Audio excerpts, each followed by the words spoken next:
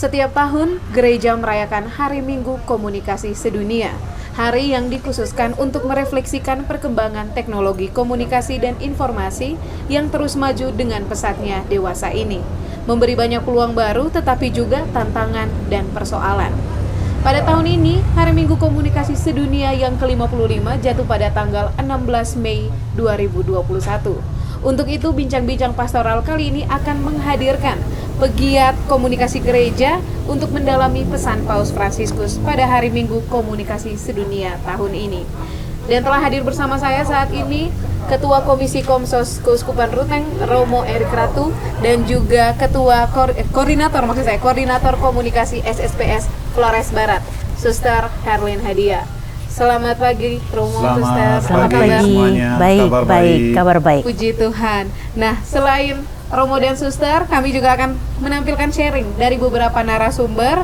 Ada seorang wartawan, kemudian Sekretaris Eksekutif Komisi Komsos KWI, dan juga Bapak Uskup Ruteng, Monsinyur Siprianus Hormat. Nah, sebelum kita membahas tentang Hari Minggu Komunikasi Sosial nih, baiklah kita mengenal dulu karya dari Komsos dan juga dari SSPS Flores Barat. Silakan Romo dan Suster. Ya, baik.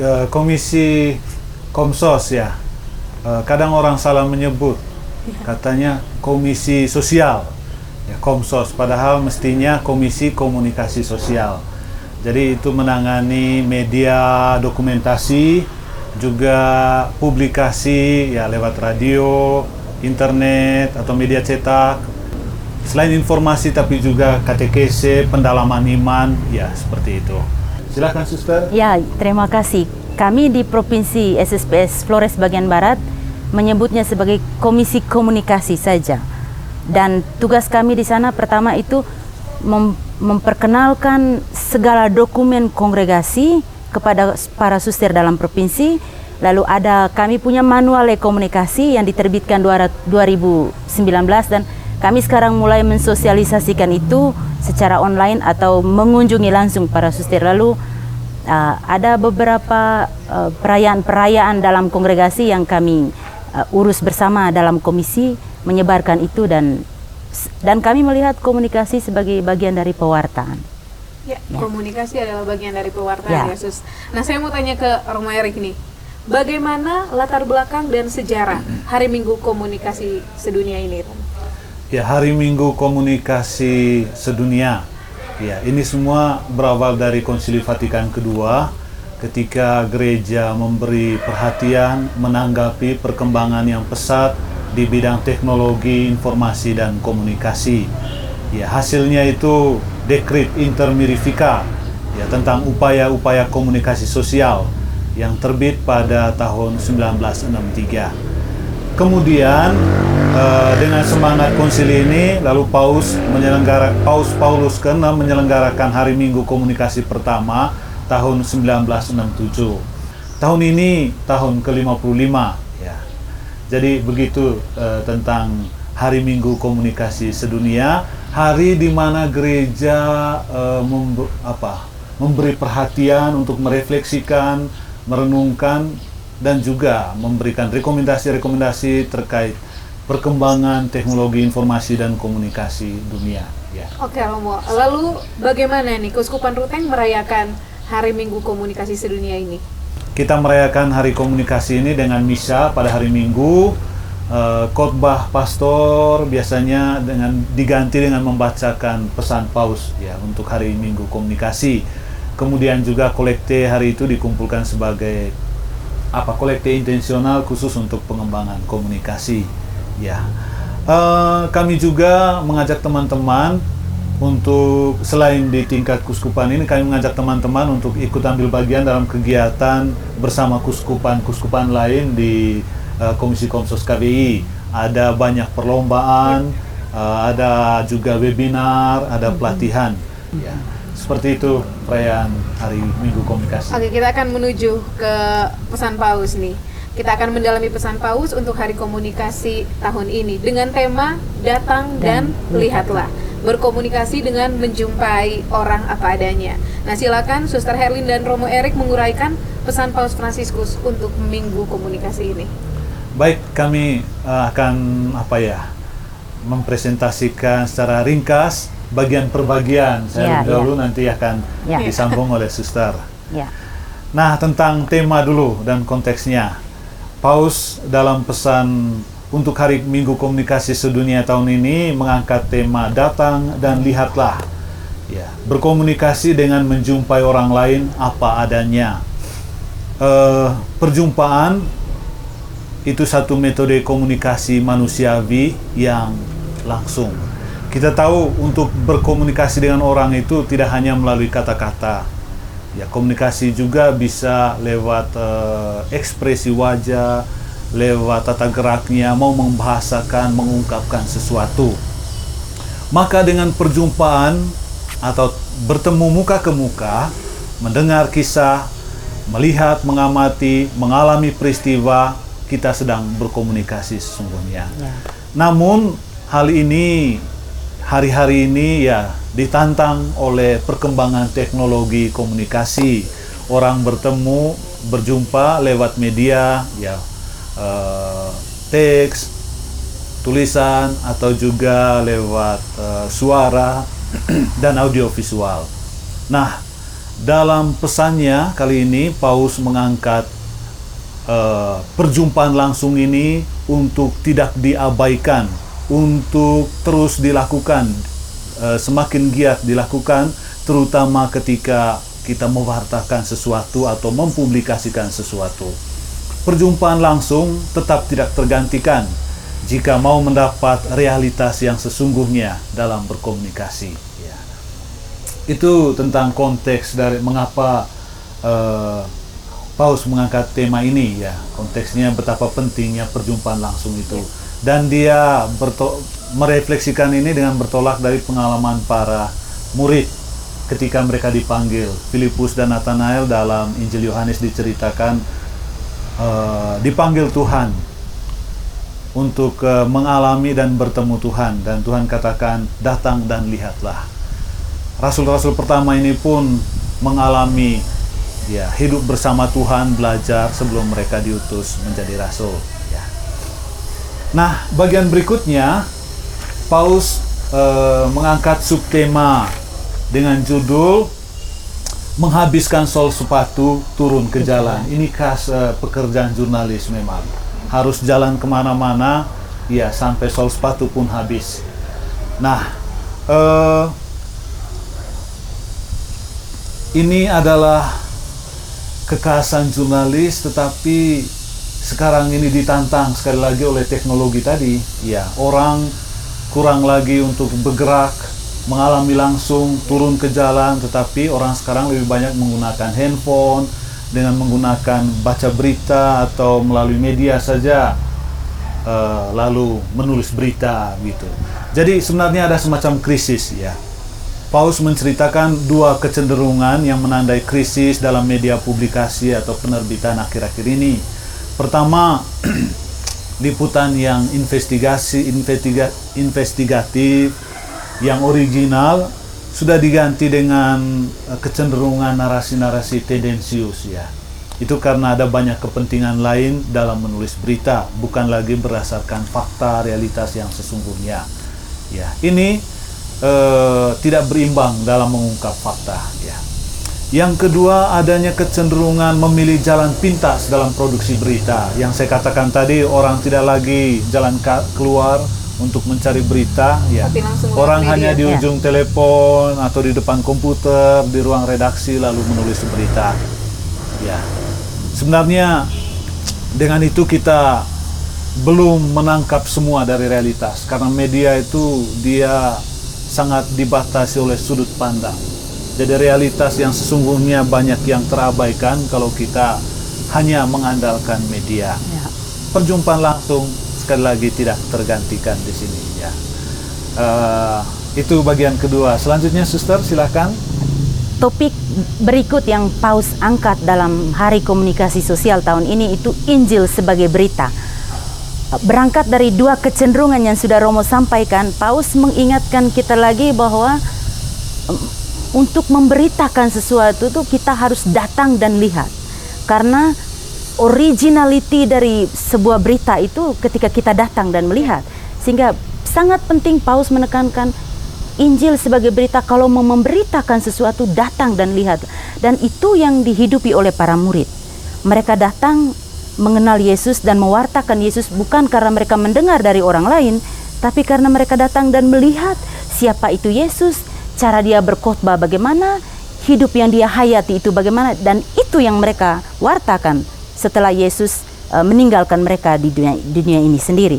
Dan itu yang menjadi penekanan Paus. Injil sebagai berita itu pertama-tama datang dan lihat sendiri. Jangan seperti yang dikatakan oleh Romo tadi, hanya menulis dari balik komputer, kita nonton video lalu memberitakan itu tanpa turun melihat langsung apa yang terjadi. Sehingga, dan itu adalah bagaimana iman Kristiani dikomunikasikan pada masa gereja perdana. Pada gereja Kristen perdana, mereka mengkomunikasikan iman dengan cara begitu. Mereka datang dan melihat dan mewartakan, bukan wartakan tanpa datang dan melihat. Tapi itu yang terjadi sekarang. Tapi Yesus mau menekankan, dan Paus Fransiskus meminta kita datanglah dan lihatlah, lalu buat berita tentang itu. Itu yang menjadi topik yang dibicarakan dalam topik ini, Injil sebagai berita. Lalu berikutnya dia dengan segenap hati menyampaikan ucapan terima kasihnya kepada para wartawan, karena mereka mengambil resiko yang sangat luar biasa. Pada bagian pertama Romo sudah sampaikan tadi, menghabiskan sol sepatu itu menjadi ciri khas mereka. Pergi ke tempat di mana ada kejadian, mengorbankan hidup mereka di tempat-tempat yang sangat tidak nyaman. Mereka meliput berita dan mewartakan itu, dan mewartakan berita yang betul-betul terjadi. Dan dia mengucapkan terima kasih kepada mereka, kepada para wartawan, editor, pembuat film, sutradara, dan karena mereka itu bekerja siang dan malam untuk menghadirkan berita ke kita, menghadirkan realita dunia ke kita, sehingga kita dengan cepat mendapat informasi tentang itu. Karena itu Paus mengucapkan terima kasih, dan kami juga mengucapkan terima kasih kepada para wartawan juga ya Romo, yang sudah membantu kita memperkenalkan kegiatan-kegiatan gereja, pewartaan kita kepada umat keuskupan ini. Selanjutnya subtopik berikutnya yaitu peluang dan jebakan di website. Nah ini yang sekarang menjadi sekarang sedang terjadilah. Website dengan internet kita diberi banyak kemudahan. Ada banyak peluang baru, tetapi juga tentunya tantangan dan persoalannya. Internet memberi kemudahan dalam hal informasi dan pendidikan yang cepat, tetapi juga menjangkau seluruh orang. Dia tidak dibatasi lagi oleh negara, tetapi seluruh dunia. Sekali diterbitkan maka pesannya menjangkau seluruh dunia, dan cepat. Lalu hal berikutnya, khususnya dengan berkembangnya media sosial sekarang ini, ada sekarang itu kata-kata ungkapan kita semua menjadi jurnalis. Karena semua orang bisa mewartakan, bisa mempublikasikan apa saja dengan bantuan media sosial. Nah, itulah kemudahan dari internet. Tetapi juga ada banyak persoalan, ada banyak tantangan, persoalan-persoalan, misalnya soal kebenaran, dengan semua orang bisa mewartakan di internet, ada keraguan tentang benar tidaknya apa yang dia sampaikan. Kemudian yang kedua juga privasi, etika dan sebagainya, ada banyak persoalan di sana. Maka untuk itu dibutuhkan kejelian bagi setiap kita yang memanfaatkan media internet ini. Butuh verifikasi atau cek dan recheck, pembanding ke sumber-sumber lain sebelum mempercayai informasi yang berseliweran di internet. Apalagi sekarang ini banyak orang yang tidak bertanggung jawab. Jadi memang sudah niatnya untuk mewartakan sesuatu yang tidak benar, sesuatu yang palsu, atau kita sebut penyebar hoax. Itu peluang dan jebakan dari website yang sekarang lagi tren. Dan saya kira ini subtopik yang terakhir. Paus mengangkat tema melihat secara langsung sungguh tak tergantikan. Makanya tema khusus tadi itu datang dan lihat. Artinya kita bergerak keluar dari diri. Tidak hanya menonton video lalu membuat berita, tapi kita datang, dan itu yang menjadi tantangan kita saat ini ketika segala pergerakan kita dibatasi karena pandemi COVID. Kita dituntut untuk datang, artinya kita mencoba memverifikasi lagi, cek lagi apakah berita ini benar. Artinya kita mencoba untuk menghubungi beberapa sumber yang lain supaya jangan begitu kita dengar kita langsung forward, teruskan ke semua orang tanpa mengetahui apakah itu benar atau tidak. Dan menurut Paus, datang dan melihat itu tidak akan tergantikan, karena di sana saya yang datang membiarkan orang yang berbicara itu berbicara.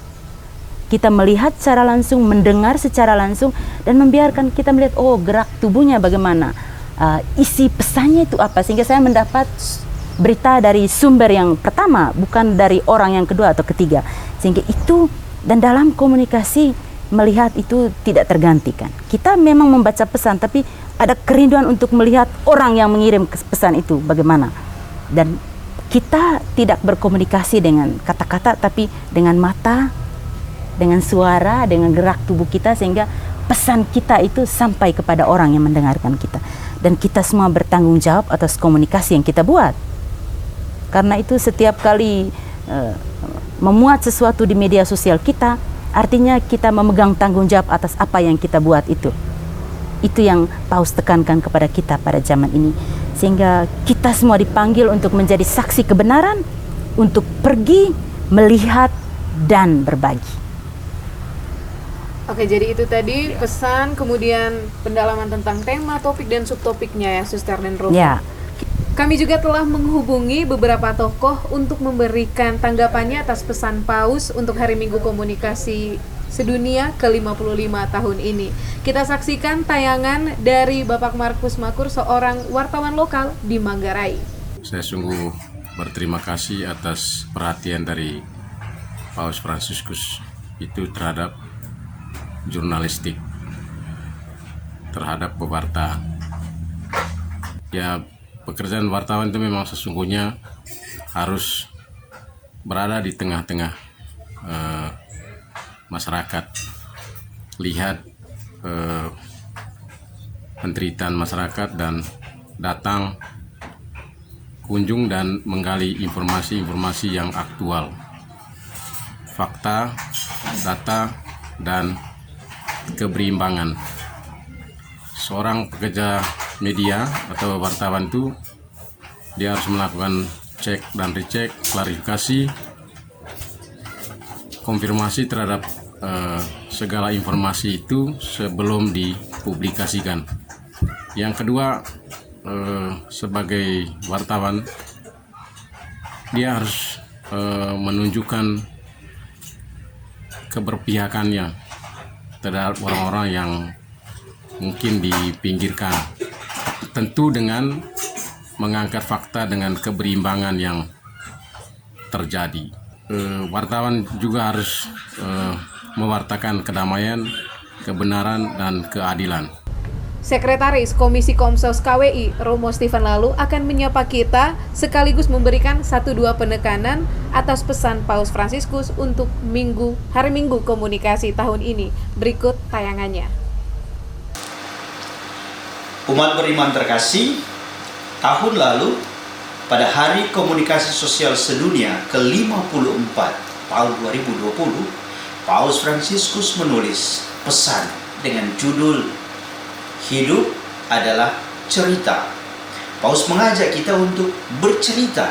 Ceritakanlah pengalaman-pengalaman hidupmu.